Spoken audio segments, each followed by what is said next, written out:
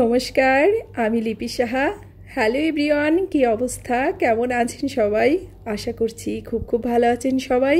আমরাও ভালো আছি আপনাদের আশীর্বাদে, ঈশ্বরের কৃপায়। আর আপনারা যেখান থেকে আমার ভিডিওটা দেখছেন সবাইকে অনেক অনেক ওয়েলকাম। আশা করছি ভিডিওটা ভালো লাগবে আপনাদের। তো আজকে একটা বিশেষ দিন, সেটা হয়তো আপনারা টাইটেল থাম্বনেলটা দেখে বুঝেই গেছেন। তো আজকে আমার ছেলের হচ্ছে জন্মদিন। তো আমি আর ওর পাপা আর কি ছোট্টখাটোভাবে ঘরোয়াভাবে একটু আয়োজনটা করেছি। তো যেটা আয়োজন করেছি সেটাই ভাবছি যে আপনাদের সাথে একটু শেয়ার করব। তো প্রথমেই যে একটু মিষ্টান্ন রান্না করে নিচ্ছি, কারণ আমাদের হচ্ছে জন্মদিনের প্রথম যে আইটেমটা থাকে সেটা হচ্ছে মিষ্টান্ন। জন্মদিনে আর কিছু করি বা না করি, ছেলেটার সামনে একটু মিষ্টান্নটা দিতে হয় আর কি। তো এটাকে আর কি শুভ হিসেবে ধরা হয়। তো যাই হোক, তো একটা কথা বলি, আমার ছেলেটার এই জন্মদিনটা নিয়ে না একটুখানি বিতর্ক আছে। সেটা হচ্ছে কেউ বলে 14ই আগস্ট, কেউ বলে 15ই আগস্ট। তো আমায় যখন হসপিটালে ভর্তি হই সেদিন 14ই আগস্ট রাত্রে। তো আমি ডাক্তারের কাছে গিয়েছিলাম। তো উনি আর কি বললো যে আজকেই সিজার করতে হবে। তো এ কারণে ওই দিনই আর কি ভর্তি হয়ে যায়। তো অনেকেই বলে যে রাত 12টার পরে যদি হয় তাহলে সেটা পরের দিন ধরতে হয়। আবার আমাদের মধ্যে অনেকেই বলে যে সূর্য ওঠার আগ পর্যন্ত আগের দিনটাই থাকে। তো ডাক্তারের কাছ থেকে যখন আমরা ছাড়পত্রটা নিয়ে বাসায় আসি, তো হসপিটাল থেকে আমাদেরকে 15ই আগস্টেই আর কি ডেট অফ বার্থটা দিয়েছিলেন। তো যাই হোক, এখন তো একটু কনফিউশন থাকে। আর স্বপ্নিলের পাপা যখন স্বপ্নিলে পৃথিবীতে আসে তখন ও আর কি হসপিটালে ছিল না, ও আর কি বাসায় এসে আটকা পড়ে গিয়েছিল, কারণ ওই দিন রাত্রে না প্রচুর বৃষ্টি হয়েছিল। তো যাই হোক, এই কারণে একটু কনফিউশন থাকে। তো সে কারণেই আমি 14ই আগস্টও পালন করে থাকি, 15ই আগস্টও পালন করে থাকি। 14ই আগস্টের দিন কি করি, ওকে মিষ্টান্ন দিয়ে তারপর 5 পদের রান্না করে দিই। আর 15ই আগস্টে যেহেতু আগে হচ্ছে বন্ধটা ছিল, ছুটি ছিল, ওর পাপা বাসায় থাকতো। তো সে কারণে যদি কোনো অনুষ্ঠান আর কি করি, তো 15ই আগস্টে আর কি করি। তো এই হচ্ছে ব্যাপার। তো আজকে এবার হচ্ছে 14ই আগস্টে কিছুই করা হয়নি। তো 15ই আগস্টে আর কি আমি আর ওর পাপা আর কি একটু খুশি করার জন্য যতটুকু আর কি করা যায় ওর পছন্দ মতো একটু রান্নাবাড়া করেছি, এই আর কি। তো এটাই হচ্ছে গল্প। তো ওইদিকে হচ্ছে পেঁয়াজ বেরেস্তাটা করে নিয়েছি, আর মিষ্টান্নটাও হয়ে গেছে, পোলাওটাও আমার রান্না হয়ে গেছে। একটু ডিমের কোরমা করব। তো এই যে ডিমটাকে হালকা করে একটু ভেজে নিলাম লবণ দিয়ে। ওকে জিজ্ঞাসা করেছিলাম আসলে কি কি খেতে চাই, তো সেই হিসেবেই আজকে প্রিপারেশনটা করেছি। কারণ আজকে চেয়েছিলাম যে ওর পছন্দ মতো সব কিছু রান্না করতে, যেটা যেটা ও খেতে চায়। তো যেটাই বলেছে সেটাই আমি আর কি করার চেষ্টা করেছি। তো এদিকে মুরগিটাকেও কেটে পরিষ্কার করে একটু লবণ একটু হলুদের গুঁড়া দিয়ে মেখে রেখেছিলাম। তো এটাকে একটু হালকা করে ভেজে নিব। আমি রোস্টের ক্ষেত্রে সাধারণত আমার এই যে কড়া করে ভাজলে না খুব একটা ভালো লাগে না, কারণ কি হয়, মনে হয় যে ভিতরে কোনো রস থাকে না, মুরগিটা না খটখটা লাগে। তো এই কারণে আমি হালকা করে একটু ভেজে নিচ্ছি। তো এই যে মুরগিটাকে ভেজে নেওয়া হয়ে গেছে, আর এখন হচ্ছে সব মশলা টশলা সব কিছুই রেডি করে নিয়েছি। তবে বাদামটা আর কি ব্লেন্ডার করতে ভুলে গিয়েছিলাম, তাই মুরগিটাকে একটু ভেজে নিয়ে এই যে বাদামগুলোকে ভিজিয়ে রেখেছিলাম। এখানে 3 রকমের বাদাম আছে। তো এটাকে একটু খোসা ছাড়িয়ে একবারে টক দই দিয়ে একসাথে আর কি ব্লেন্ডারটা করে নিব। তো এটা হচ্ছে কোরমার জন্য ব্যবহার করব, আবার রোস্টের জন্য এটা ব্যবহার করব। তো একা হাতে আসলে একটু ঝামেলা হচ্ছে, আর একটু সমস্যা হয়েছে, সেটা হচ্ছে বাসায় জলের সমস্যা হয়েছে। শুধু আমাদের বাসায় না, আর কি লাইনেই জলের সমস্যাটা হয়েছে। তো এই কারণেই রান্নাটা করতেও একটু ঝামেলা হচ্ছিল আমার কাছে। তো এই যে সব কিছু একসাথে ব্লেন্ডার করে নিয়েছি, বাদামগুলো এর মধ্যে একটু কিশমিশও দিয়ে দিয়েছি আর টক দই দিয়ে। তো এখন রোস্টের জন্য মশলাটাকে ভালো করে কষিয়ে নিয়েছি। এখন এই মশলাটা দেওয়ার পরে এখন আর একটু ভালো করে কষিয়ে নিয়ে তারপর মুরগিটাকে দিয়ে আর কি রোস্টটাকে রান্না করে নেব। আর স্বপ্নিল আমার হাতের এই রোস্টটা খেতে অনেক পছন্দ করে, কারণ আমি একটু রোস্টটা কোরমা কোরমা স্টাইলে করি। তো কোরমার মতো একটু মিষ্টি মিষ্টি হয়, তারপরে সব কিছু দিয়ে আর কি করি। এই রোস্টটা খেতেও বেশি পছন্দ করে। তো এই যে মশলাটা ভালো করে কষিয়ে নিয়েছি, আর এখন হচ্ছে মুরগিটাকে দিয়ে দিলাম। তো এটাকে দিয়ে একটু নাড়াচাড়া করে ঢেকে আর কি রান্না করে নেব।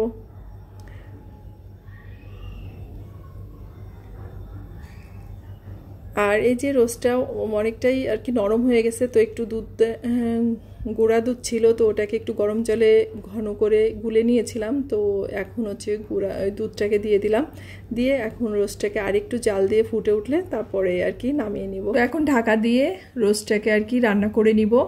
আর পাশের চুলাতে হচ্ছে ডিমের কোরমাটা বসিয়েছিলাম, তো ডিমের কোরমাটা অলরেডি হয়ে গেছে। তো নামানোর আগে একটু ঘি আর একটু বেরেস্তা দিয়ে দিলাম, মানে দিয়ে এটাকে আর কি নামিয়ে নিব।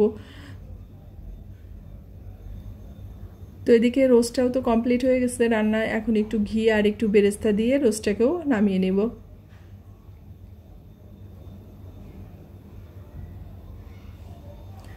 আর এদিকে হচ্ছে মুরগিটাকে একটু ম্যারিনেট করে রেখেছিলাম, তো এটা হচ্ছে ফ্রাই করব। তো সব কিছু রান্নার আগে মুরগিটাকে মশলা মানে সয়া সস, ভিনেগার, তারপরে আদা রসুন, একটু জিরা, ধনে, মরিচের গুঁড়া, সামান্য পরিমাণ হলুদের গুঁড়া, সব কিছু যা যা লাগে সব কিছু দিয়েই একটু ম্যারিনেট করে রেখেছিলাম। তো এখন এটাকে ফ্রাই করব, তাই একটু ডিম দিয়ে দিলাম আর বেসন আর একটু ময়দা দিয়ে এই ফ্রাইটাকে করে নিব আর কি। তো বাসায় হচ্ছে কর্নফ্লাওয়ারটা ছিল না, আর ভুলেও গেছিলাম স্বপ্নিলের পাপাকে কর্নফ্লাওয়ারটা আনার কথা। তো যাই হোক, কিন্তু ফ্রাইটা কিন্তু অনেক মজা হয়েছিল বেসন আর ময়দা দিয়ে করলেও। তো এদিকে হচ্ছে রোস্টটা কমপ্লিট, এখন রোস্টটাকে নামিয়ে নেবো। আর রোস্টটা মানে কালারটা অসাধারণ হয়েছিল, আর খেতে তো আরও দুর্দান্ত হয়েছিল। আর স্বপ্নিল প্রত্যেকটা রান্নায় খুবই পছন্দ করেছে, মানে আমার কাছে খুব ভালো লাগছে যে আমি যেগুলো রান্না করেছি সেটা ওর অনেক অনেক ভালো লাগছে। তো যাই হোক, এখন রোস্টটাকে নামিয়ে এই যে চিকেনটাকে ফ্রাই করে তারপর হচ্ছে স্বপ্নিলকে খাবার দিয়ে দেবো, কারণ ও আসলে না খেয়ে বসে আছে। তো সব কিছু রান্না হবে তারপরেই ওকে আর কি দিব। ফ্রাইটাও কিন্তু অনেক মচমচে হয়েছিল, কর্নফ্লাওয়ারটা দেইনি, তারপরে ময়দা আর বেসনটা দিয়েও অনেক ভালো হয়েছিল ফ্রাইটা। তো এই যে এখন অর্ধেকটা পরিমাণ ভাজলাম, কারণ এখন হচ্ছে স্বপ্নিলকে দিব। আর ওর পাপা তো বাসায় নেই, যখন ওর পাপা আর কি বাসায় আসবে তখন আর কি ভেজে দিব, নাহলে এখন ভেজে রাখলে আবার নরম হয়ে যাবে, ওটা কিন্তু খেতে ভালো লাগে না, তাই না? তো এই কারণেই। তো এখন ফ্রাইটা হয়ে গেছে, এখন হচ্ছে সব কিছু রেডি করে স্বপ্নিলকে খাবার দিয়ে দেব। তো এবার হচ্ছে প্রতিবার জন্মদিনে স্বপ্নিল হচ্ছে মিষ্টান্নটা খেতে চায় না, কিন্তু এবারও মিষ্টান্নটাও খেয়েছে, সেটা আমার খুব ভালো লাগছে। আর আসলে বড় হয়ে যাচ্ছে, তো এখন তো মানে আগে ছোট অবস্থায় যেগুলো আর কি খেতে চেত না, এখন একটু রুচির পরিবর্তন হয়েছে, এখন সব জিনিসই আর কি মানে খাই, আবার খেতে না চাইলেও একটু ট্রাই করে দেখে যে আসলে কেমন হয়েছে, মানে সব কিছুই আর কি স্বাদ নিতে চাই। তো যাই হোক, এদিকে আমি একটু সব কিছুর উপরে বেরেস্তা দিয়ে একটু পরিবেশন করে নিলাম, যাতে একটু দেখতে ভালো লাগে। আসলে খাওয়ার আগে কিন্তু পরিবেশনটা খুবই গুরুত্বপূর্ণ। আমরা প্রতিদিন যেভাবে খাই, একটু স্পেশাল দিনে একটু অন্যরকম করে আয়োজনটা করলে আর কি বেশি ভালো লাগে, আর কি মনের ভিতরে খুশি হয়, আর যার জন্য করা হয় সেও অনেকটা খুশি হয়, তো তার জন্যই এইগুলো করা।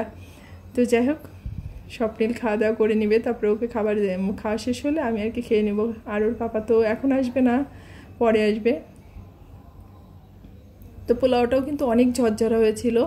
আর আমি সবসময় পোলাওটা শুধু জল দিয়ে রান্না করি না, মানে পোলাওটার ভিতরে লিকুইড দুধ থাকলে লিকুইড দুধটাকে দিই, না হলে গুঁড়া দুধটা দিই। তো আজকে লিকুইড দুধটা ছিল না, মানে যতটুকু ছিল মিষ্টান্ন রান্না করে নিয়েছিলাম, আর একটু গুঁড়া দুধ দিয়েছিলাম। তো পোলাওটা অনেক অনেক স্বাদ হয়েছিল। যাক, সব রান্নাগুলোই অনেক ভালো হয়েছে। তো স্বপ্নিল ডিমটা খাবে না আর কি, শুধু ডিমের কোরমার একটু ঝোলটা নিল, আর ওই যে ওকে রোস্ট দিয়ে দিলাম।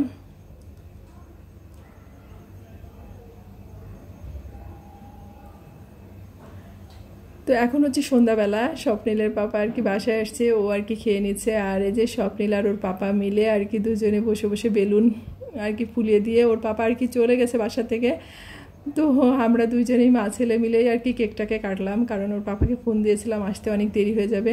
আর এদিকে স্বপ্নিলের হচ্ছে ঘুম পেয়ে যাবে, কারণ এখন অনেক রাত হয়ে গেছে, প্রায় 11:30 12টার মতো বাজতে যাচ্ছে। তো স্বপ্নিলকে বললাম তুমি কেকটা কেটে নাও, পাপার আসা দেরি আছে। তো এই যে এই ছোট্ট করে একটু সাজিয়েছিলাম টেবিল মানে টুলটাকে একটু বেলুন দিয়ে, মানে ওর যাতে ভালো লাগে সে কারণেই। তোর পাপা যখন বাসায় খেতে এসেছিলো তখনই আর কি কেকটা দিয়ে গিয়েছিলো বাসায়, আর ও কেকটাও অনেক পছন্দ করে, চকলেট কেক, সে কারণেই চকলেট কেকটাকে আনা। আর কেক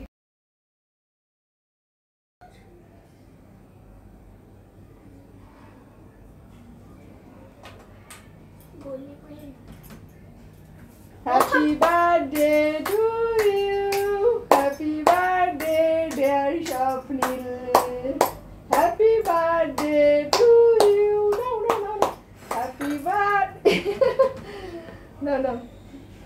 যারা আমার ভিডিওটা দেখছেন সবার কাছে একটু রিকোয়েস্ট থাকবে, আমার ছেলেটাকে সবাই একটু আশীর্বাদ করে দিয়েন যাতে ও ভালো মানুষ হয় এবং মানুষের মতো মানুষ হতে পারে। তো যাই হোক, আমরা মা ছেলে মিলেই দুজনে কেকটা কাটলাম। তো ছেলেটা কেকটা কাটার পরে না, ওর অনেক দিনের একটা ইচ্ছা ছিল, সেটা ওর পাপা আর কি নিয়ে আসছে ওর জন্য। তো গিফট নিয়ে আসছে, ওর পাপা গিফটটা আমার কাছে আগেই দিয়ে গিয়েছিল, কিন্তু ওকে বলিনি। মানে ওর অনেক দিনের ইচ্ছা ছিল একটা মোবাইল ওয়াচ কেনার, তো ওর পাপা আর কি এনে দিয়েছে। তো যাই হোক, মানে গিফটটা দিতেই আমি না পরে ভুলে গিয়েছিলাম। পরে কেকটা কাটা শেষ, সব কিছু শেষ, খাওয়া দাওয়া হয়ে গেছে, পরে আর কি মনে পড়ছে হাই গিফটটা তো দিতে ভুলে গিয়েছি। তো যাই হোক, তারপর ওকে আর কি গিফটটা দিলাম। ও তো গিফটটা পেয়ে ভীষণ ভীষণ খুশি হয়েছিল। আর আমার না কেকের এই চকলেটগুলো খেতে অনেক বেশি মজা লাগে। তো যাই হোক, সবাই ভালো থাকেন, সুস্থ থাকেন, আর অবশ্যই সাবধানে থাকেন। আর ভিডিওটা ভালো লাগলে অবশ্যই একটা লাইক দিয়ে যান। আর যারা নতুন আছেন, যদি ভালো লাগে অবশ্যই চ্যানেলটাকে সাবস্ক্রাইব করে পাশে থাকবেন। আর যদি একটু বেশি ভালো লাগে অবশ্যই ফ্রেন্ডস এবং ফ্যামিলির সাথে শেয়ার করবেন। তো সবাই ভালো থাকেন, সুস্থ থাকেন, আর সাবধানে থাকেন, আরেকবার বললাম। তো দেখা হচ্ছে নেক্সট ভিডিওতে।